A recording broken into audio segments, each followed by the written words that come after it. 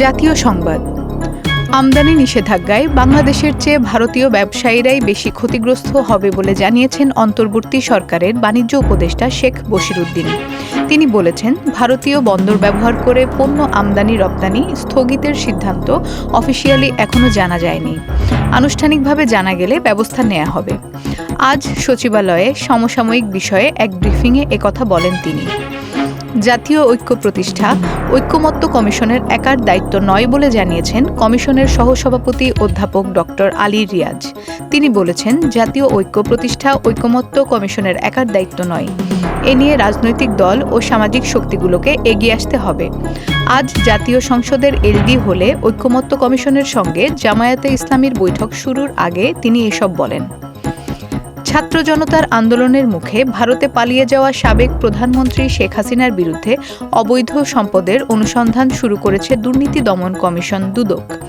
সম্প্রতি এ বিষয়ে সিদ্ধান্ত নেয়ার পর রবিবার কমিশন থেকে অনুসন্ধান টিম গঠন করা হয়েছে। সংস্থাটির উপপরিচালক মাসুদুর রহমানকে প্রধান করে গঠিত টিমকে অনুসন্ধানের দায়িত্ব দেয়া হয়েছে। দুদকের ঊর্ধ্বতন একটি সূত্র বিষয়টি নিশ্চিত করেছে।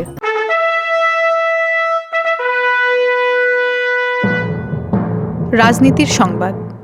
দেশ একটা অনিশ্চিত অবস্থার মধ্যে পড়ে আছে বলে মন্তব্য করেছেন বাংলাদেশের জাতীয়তাবাদী দল বিএনপির স্থায়ী কমিটির সদস্য আমির খসরু মাহমুদ চৌধুরী। আজ সমসাময়িক বিষয়ে এক ব্রিফিংয়ে তিনি একথা বলেন। এই সময় ডিসেম্বরের মধ্যে নির্বাচন দেওয়ার তাগিদও জানান তিনি। আমির খসরু বলেন, বাংলাদেশ একটা অনিশ্চিত অবস্থার মধ্যে পড়ে আছে। দেশ কোথায় যাচ্ছে কেউ জানে না। সবাই মিলে স্বৈরাচারকে বিদায় করেছে। এরপর থেকে যে গণতান্ত্রিক প্রক্রিয়ার মধ্যে দিয়ে দেশ যাওয়ার কথা তা হচ্ছে না। সরকার এমনভাবে চলছে যেন তারা নির্বাচিত সরকার। আন্তর্জাতিক সংবাদ। ভারতের তেলেঙ্গানা রাজ্যের রাজধানী হায়দ্রাবাদের আইকনিক স্থাপনা চারমিনারের কাছে একটি ভবনে ভয়াবহ অগ্নিকাণ্ডে অন্তত 17 জন নিহত হয়েছেন। নিহতদের মধ্যে 7 বছরের এক শিশু এবং বেশ কয়েকজন নারীও আছেন। ভবনে আগুন লাগার কারণ এখন পর্যন্ত জানা যায়নি। তবে শর্ট সার্কিট থেকে আগুনের সূত্রপাত হতে পারে বলে আশঙ্কা করা হচ্ছে। যেখানে অগ্নিকাণ্ড হয়েছে সেখানে অনেক জুয়েলারি দোকান এবং এটি চারমিনারের অনেক কাছে। সেখানকার অনেক দোকানই 100 বছরের পুরানো। তথ্য প্রযুক্তির সংবাদ। ইন্টারনেট সেবাদাতার সংগঠন internet service providers association of Bangladesh ISPAB-র 2025 থেকে 2027 মেয়াদকালের কার্যনির্বাহী কমিটির নির্বাচনে আম্বার আইটি লিমিটেডের প্রধান নির্বাহী কর্মকর্তা মোহাম্মদ আমিনুল হাকিমের নেতৃত্বে ISP ইউনাইটেড প্যানেল জয়ী হয়েছে। গতকাল রাজধানীর শাহবাগের মিন্টো রোডে অবস্থিত শহীদ আবু সাইদ ইন্টারন্যাশনাল কনফারেন্স সেন্টারে ভোটগ্রহণ শেষে প্রাথমিক ফলাফল ঘোষণা করা হয়।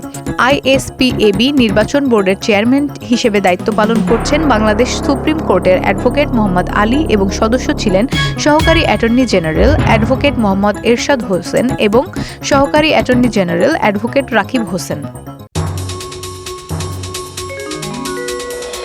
খেলার সংবাদ। ম্যানচেস্টার সিটিকে 1-0 গোলে হারিয়ে 119 বছরের ইতিহাসে প্রথমবার চ্যাম্পিয়ন ক্রিস্টাল প্যালেস। ইংল্যান্ডের ওয়েম্বলি স্টেডিয়ামে ম্যাচের 16 মিনিটে এবেরিচি এজের করা একমাত্র গোলে এগিয়ে যায় প্যালেস। এরপর পুরো ম্যাচ জুড়েই তারা জমাট রক্ষণে ম্যান সিটির একের পর এক আক্রমণ প্রতিহত করে।